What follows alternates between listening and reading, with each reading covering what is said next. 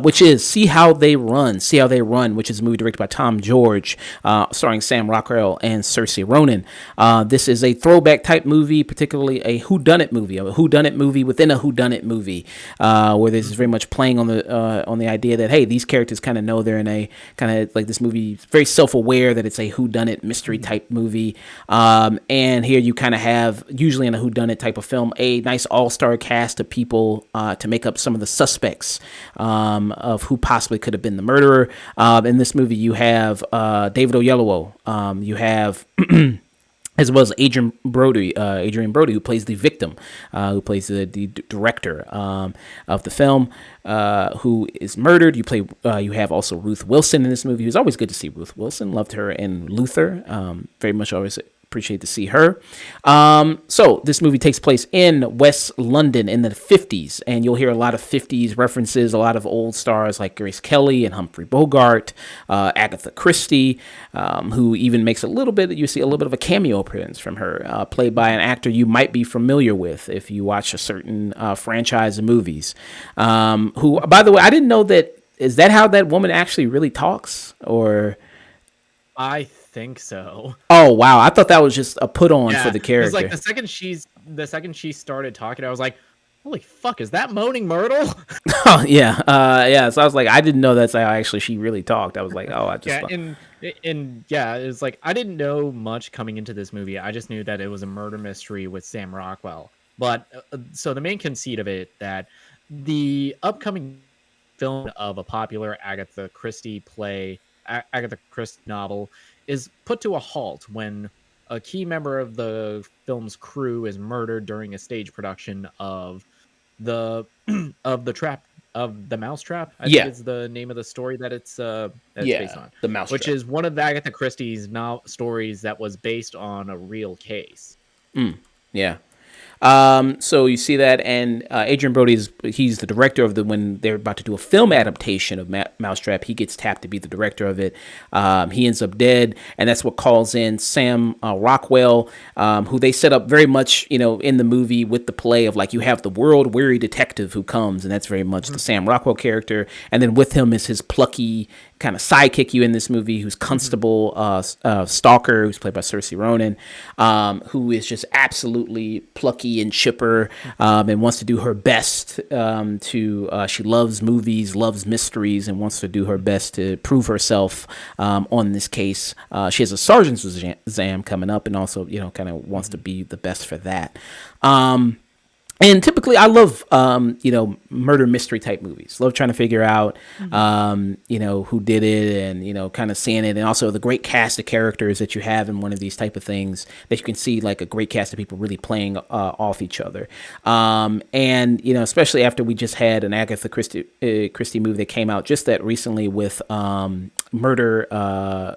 Death on the Nile. Death on the Nile. Yeah, I was going to say Murder on the Orient Express, which also is another one, but that came out before. That was the first one, and did the sequel, Death on the Nile, which I wasn't really too big of a fan of myself. Neither was I, but yeah, that's a problem with just that story in general, because that's one of Agatha Christie's like less beloved, less liked stories. Yeah, so I wasn't really too big of a fan of that movie myself. But with this movie kind of having fun with it, with these kind of characters, a little bit being more campy, I would say. How did you like that tone in the movie? Did you think it was just too cheeky, too on the nose, or? I think the tone it's going for, it's very similar to like what Rian Johnson did with Knives Out, or almost like a Wes Anderson-esque quality to it, where it's taking itself seriously, but still having a like fun little wink and nod, playing around with the structure of a lot of these things. And something that we didn't mention, this is this director's first full-length feature, and how he manages to bounce around all these like different tones with this insane cast of characters while keeping this mystery engaging throughout the runtime. It's kind of a feat on its own. Yeah. And the movie is like I said, very self-referential, because it says, like, they talk about flashbacks and the use of flashbacks in a movie like this, which they said, like, why would you ever do Like flashbacks? That's terrible. It's it awful. ruins the entire pacing of the film. And then it cuts to It's kind of like a fun. next thing you know, it's gonna cut to like 3 weeks earlier. Which I thought that could be kind of fun. I think a lot of kind of moments like that were kind of fun. And David Oyelowo, I think, does a really good job. I think he's having the most fun out of anybody here of playing up this kind of character. He's a very eccentric writer, and I think he's having a really good time. Who are some of the standouts to you in this cast? For me, the standout was David Oyelowo, as well as who is having so much fun with the bit of screen time that he gets as this like despicable character, because that's a common thing with a lot of these murder mysteries. To make everybody a suspect, the victim has to kind of be reprehensible, and Adrian Brody plays that to a T. And also Saoirse Ronan, who is like the young plucky detective. Her dynamic with Sam Rockwell is the best part of this movie, because you have the like world weary, grizzled, possibly alcoholic detective, and you have this young upstart who is like a little too quick to jump the gun and jump to conclusions. Yeah, I mean, she's It's basically. like every single suspect they interview, it's like, you're the killer. Yeah, I mean, she's basically like the audience kind of character here, of where she's constantly just assuming, like, everybody they interview is like, "You did it, no, you did it." Like, oh, hey, you're under arrest. Yeah, stop in the name of of the police. You know what I mean? And that was kind of, I think, a funny thing they did with her, of like she's kind of playing like the audience avatar character in like a mystery movie. I thought that was kind of fine and fun what they kind of did with that. What were some of the kind of the weaker elements for you in this?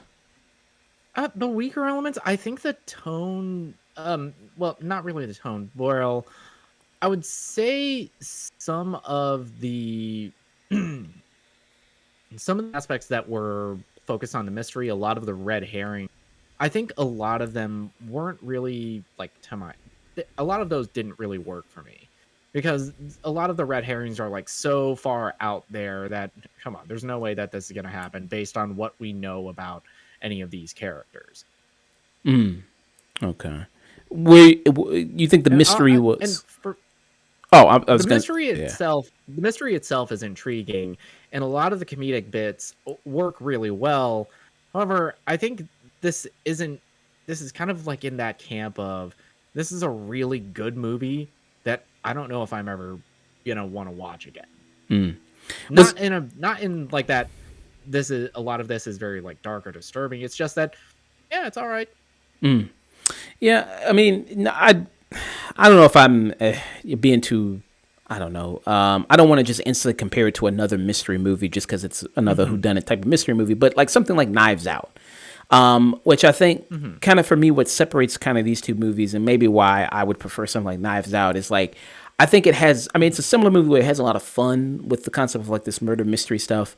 But I think the writing in that is so sharp. And with the character of Daniel Craig, who's, the kind of lead detective, Benoit Blanc, you can tell he's having so much fun with it.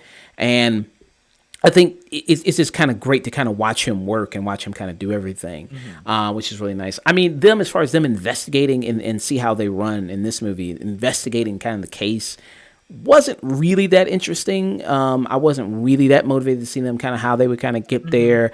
I think the movie was just having a lot of fun going like, we're a movie that is about a murder mystery, that it's about a murder mystery, that's about a murder mystery. You know what I mean? It's an egg within inside an Yeah, egg within inside an egg. It's like, yeah. okay. This movie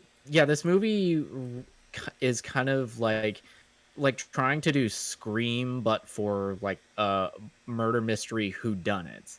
But I think that that the movie is having a little too much fun at the expense of the structure of those films, because I feel like why Scream works versus like this doesn't is because Scream functions on its own as a slasher movie. It's like if you take all the like references and all the like Easter eggs and the meta text stuff out, then Scream still works as a slasher movie. I don't know if this movie works without a lot of that meta stuff. Yeah, and I mean, don't get me wrong. I mean, I think you could have some fun watching this. You can. I think with a lot. I think they said there's some good performances in here. Good set design, good costume design here as well. Shot very well. But it's like I said, I don't know if this movie just like it's so caught up in like, look at us, you know what I mean? We're having fun being a murder mystery type movie that it kind of forgets to It's tell a good it's like story, a it's a compelling little story. too gle it's a little too gleeful in its winking at the audience to where it's distracting from the fact, motherfucker, you still have a murder mystery to solve. Yeah. So I think that was kind of one of my kind of bigger issues with kind of the movie. Um, yeah. Final thoughts, rating for it? Again, I think the performances from Saoirse Ronan, from Sam Rockwell, who he's an actor I'm always gonna love. I think that they work really well. I think the mystery in itself is really interesting, but the con is I think the movie is like too focused on being this like meta. It's like look how much fun we're having at the expense of the structure of these kinds of films that it forgets to be compelling outside of that. I still had lot of fun with the movie. It's a very enjoyable watch. I got a couple good laughs out of it, but besides that, not one that I'm rushing to see out again. This is probably isn't gonna end up on my best of, but it's definitely not on my worst. But I would say that this is a very strong stream it, where I think just looking at the studio, because I think this was released by 20th Century, and how they've like picked the films to go to theaters versus streaming is like mind-boggling to me. Because I could imagine that something like Prey would have easily ate at with this film's release slot, and See How They Run would have done really well streaming. Yeah, interesting point. Especially since Prey is already based on an established franchise, maybe that would have done pretty Mhm, well in theaters, and then word of mouth would have helped it get better and better. mhm. And with this movie, I yeah, mean, yeah, look at another 20th century film, Barbarian, where that had like a trailer, and it ended up being a big hit off of word of mouth alone. yeah. But yeah, like I guess I could see some. You got some named people in this movie. You got Sam Rockwell. You got Saoirse Ronan. Mhm. Saoirse Ronan, or Cersei Ronan. Saoirse. Saoirse Ronan. You know you kind of have her in this movie. I wonder did she celebrate when the Queen died? I wonder. But I don't know. Somebody should interview. She might ask her that question. Like, how did you feel when the Queen died? I don't know. But anyway, back to this movie. Sorry No, about that. I just imagine that interview is just she just with a completely blank face, she just like pulls out her phone and plays FDB by Young Drill. Yeah, I wonder. Yeah. But I don't know. But anyway, I'm sorry. Back to the movie. Sorry, random thought there. Yeah, yeah. I could kind of see that if some of you had some bigger name people in this movie than as opposed to Mhm, something like Barbarian or Prey. But yeah, I mean, maybe it would have probably done better on something like a streaming, like on Netflix or Hulu. We could just sit at home. I think you know what I mean with a movie like this, maybe it kind of would have worked better for that. And I loved your comparison, by the way, of saying like it's like mhm, Scream for people who like Agatha Christie, basically. You know what I mean? Older crowd, basically, of people who like these mhm. kind of murder mystery type novels. And Yeah, I, the theater I saw it in, nothing but old people. wow, But then again, it was like 3 o'clock on yesterday, yeah, so I don't know. Maybe they that were might just have there had for something to the, do with it. maybe they were just there for the air conditioning. I don't know. Sometimes, Probably, yeah. yeah. There was It'd actually be like nobody. that sometimes. There was actually nobody in my theater, like nobody at Oof. all. Yeah.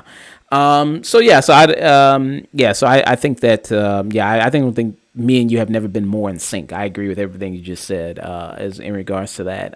Like it's so caught up in kind of the murder mystery element of it, and I would give it also a stream it. I give it a high stream as well. You know, it's a fun movie. It's good. It's fine. I wouldn't say it's great. And it's good. It's a good directorial debut. Solid. Yeah, if anything, it has me more intrigued to see what this director does next, Yeah. because I feel like with a little bit more uh, room to work, he can make something really fast, if not great, then interesting. Yeah. Yeah. So yeah, two streamings. For See How